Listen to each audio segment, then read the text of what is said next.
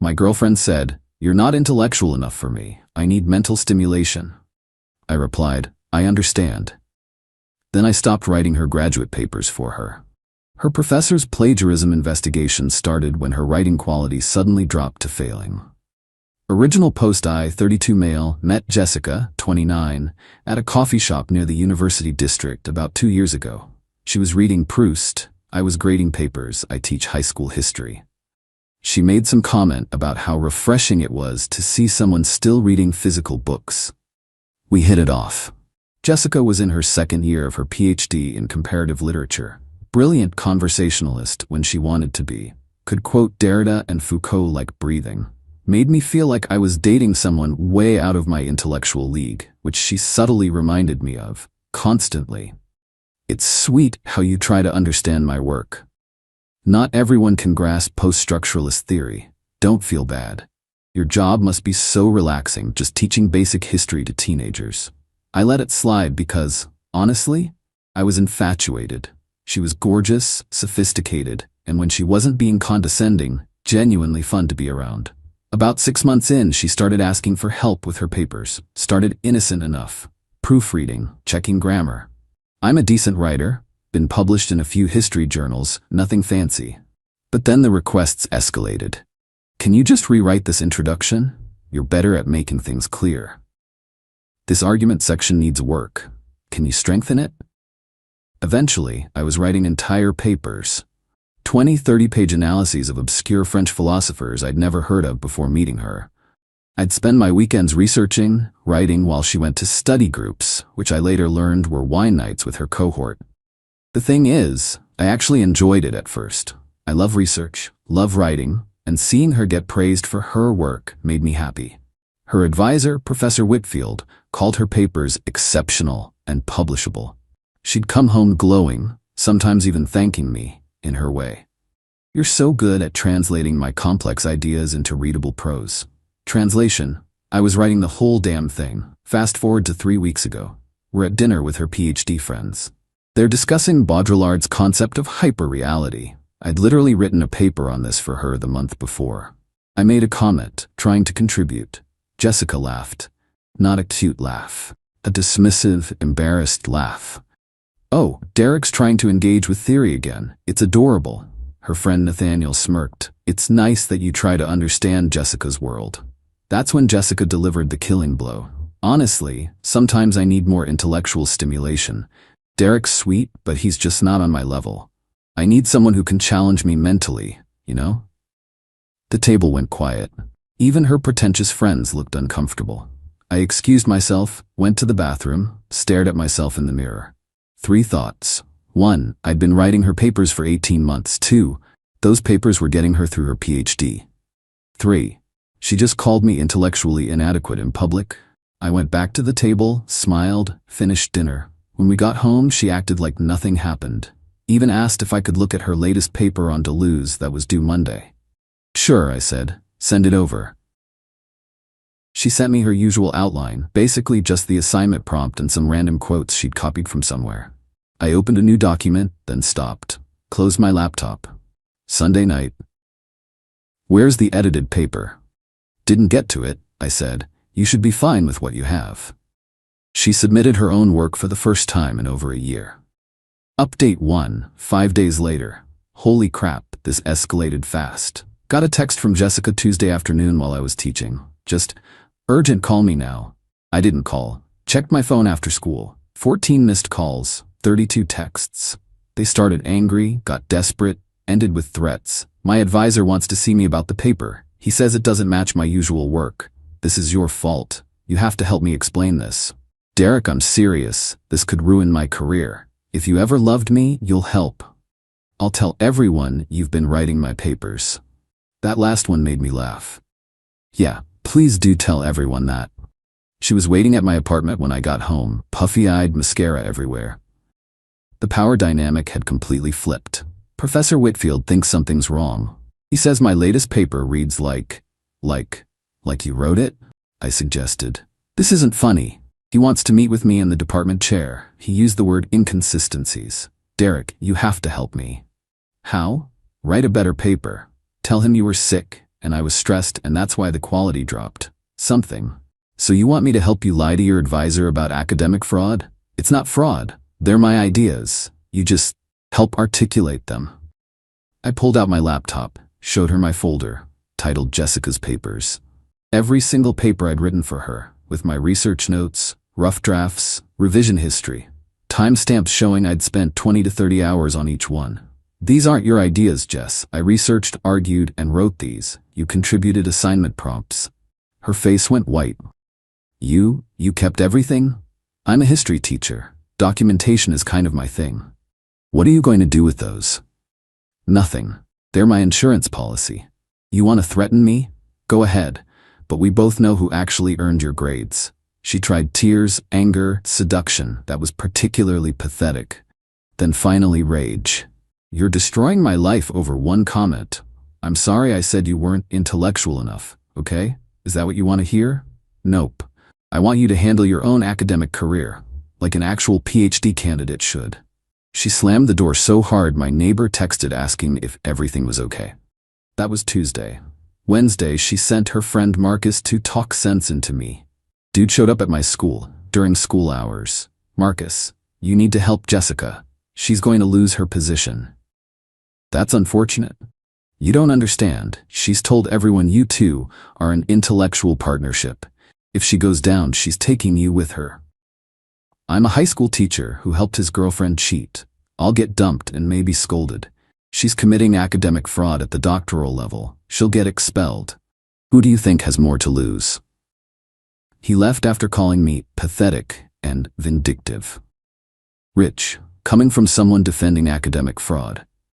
Update 2. 2 weeks later, the entitlement has reached astronomical levels. Jessica's academic review was last Thursday. Based on the aftermath, it didn't go well. How do I know? Because her entire support network has been harassing me for 2 weeks. It started with her mom, Diane. This woman, who I'd had dinner with dozens of times, called me at work. Diane, how dare you sabotage my daughter's education? She sabotaged herself when she decided to submit work she didn't write. You were supposed to support her. That's what partners do. Support doesn't mean doing someone's job for them. She's gonna lose everything because of your ego. She's losing everything because she committed fraud. That's on her. She threatened to sue me for emotional damages and sabotage. I forwarded the call recording, single-party consent state, perfectly legal, to my buddy who's a lawyer. He laughed and said to keep documenting everything. Then came the social media campaign. Jessica posted this sob story about her abusive ex who manipulated her work and gaslit her into dependency.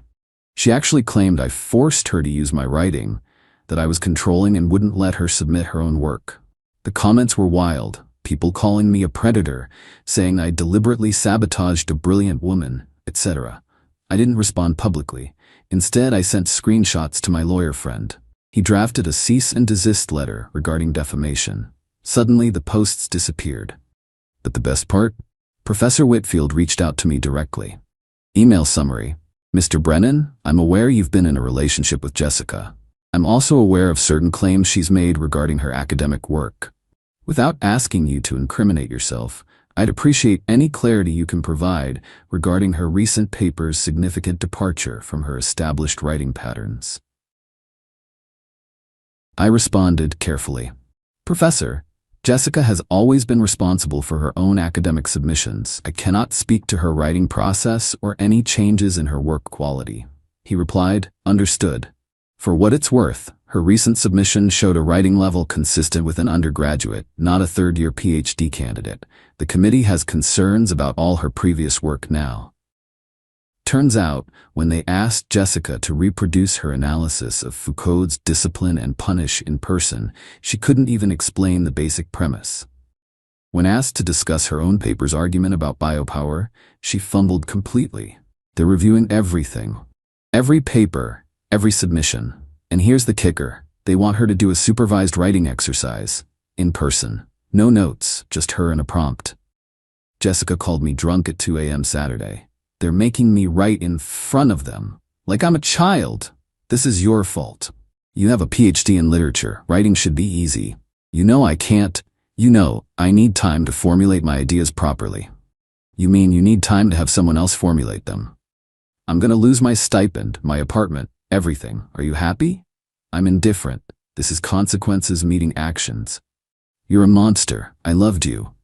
You loved what I did for you. There's a difference. She hung up. Haven't heard from her since, but her friend Nathaniel, remember him from the dinner? Sent me a long message about how I'm perpetuating violence against women in academia and weaponizing my privilege to destroy a brilliant feminist scholar. My response? Nathaniel, she called me intellectually inferior while I was ghostwriting her doctorate. Die mad about it. He blocked me. Victory. Update 3, 1 month later. The situation has completely imploded, and the entitlement attempts have been breathtaking. First, the supervised writing exercise results. Jessica failed spectacularly. The prompt was to analyze a passage from Derrida, literally her supposed specialty. She produced what Professor Whitfield described in his report as undergraduate-level work at best, showing fundamental misunderstanding of basic theoretical concepts. The university launched a formal investigation.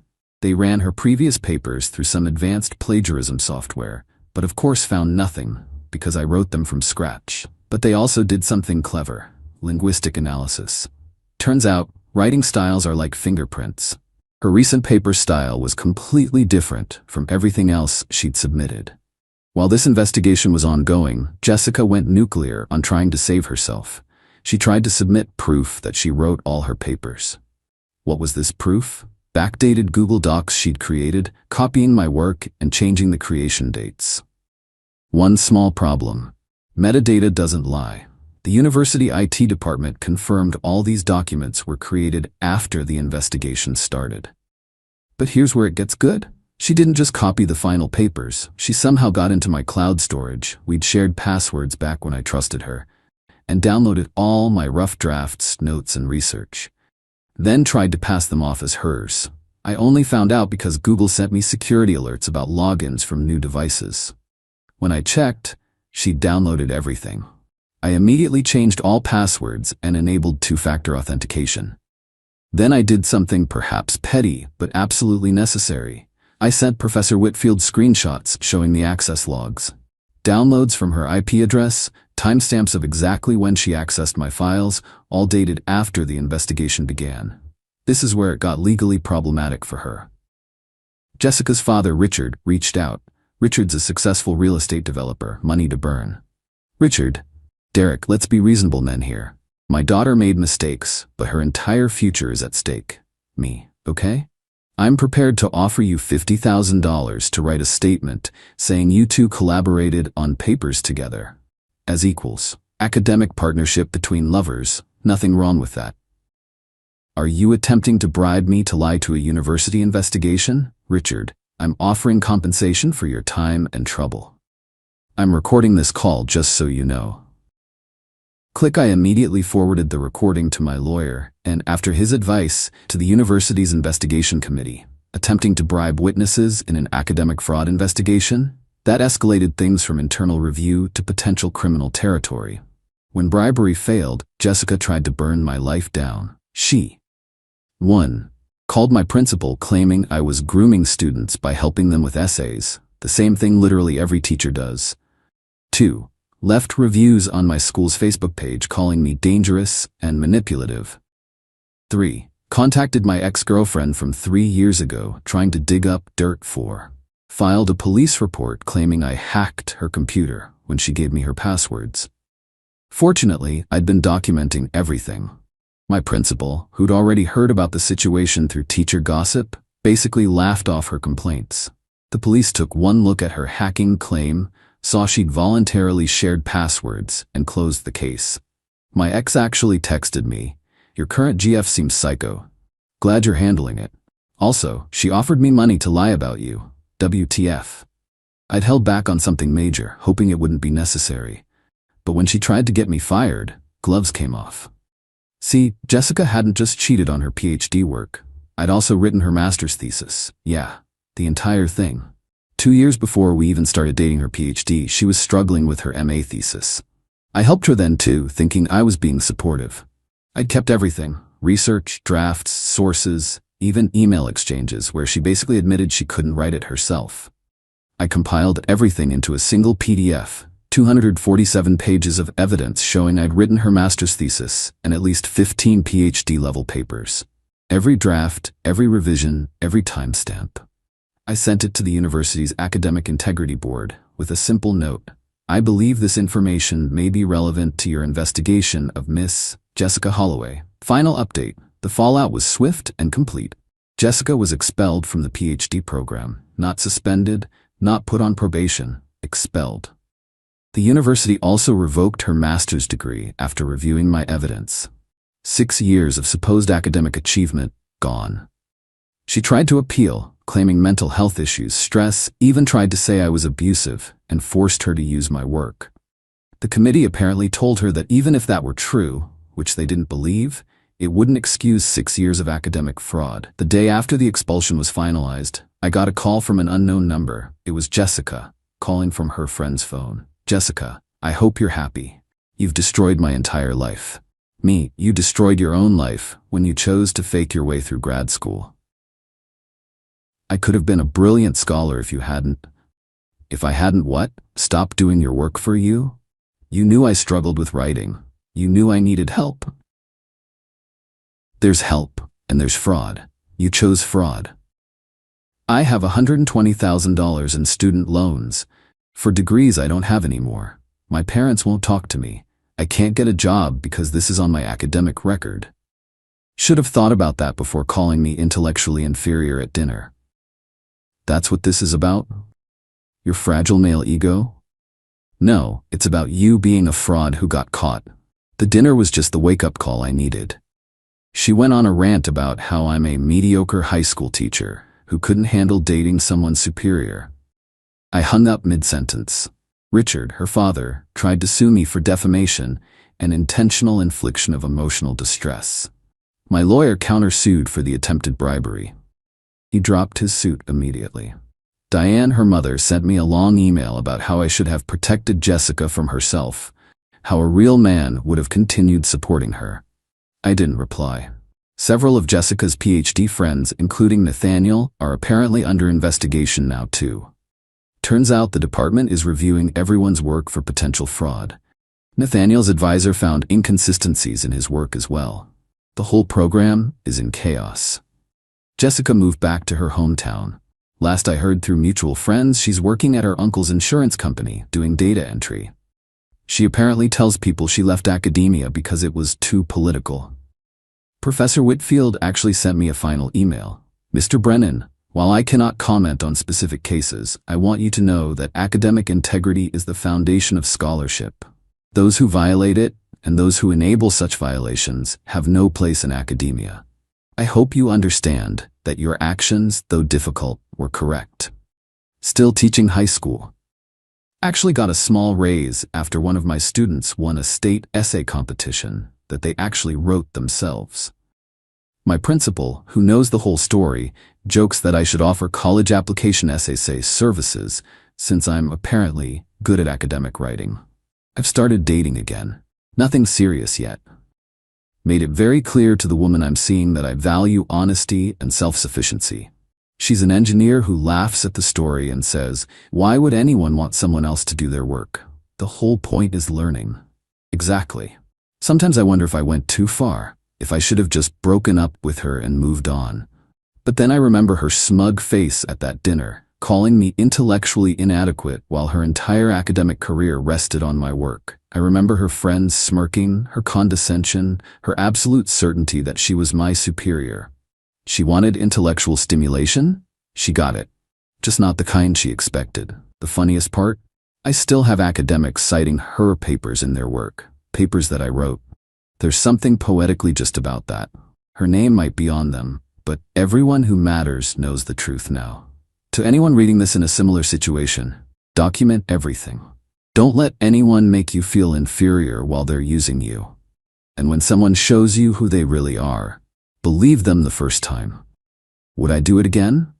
Absolutely. Did I enjoy watching her academic career implode? More than I probably should have. Am I the villain in her story? Definitely. Do I care? Not even a little. The thing about calling someone intellectually inferior is that you better make damn sure you can back it up. Jessica couldn't. She built her entire identity on a foundation of my work, then insulted the very person holding her up. That's not just entitlement, that's stupidity. And frankly, that's the most intellectually inferior move I can imagine. Guess I provided that mental stimulation after all. Just not how she wanted it.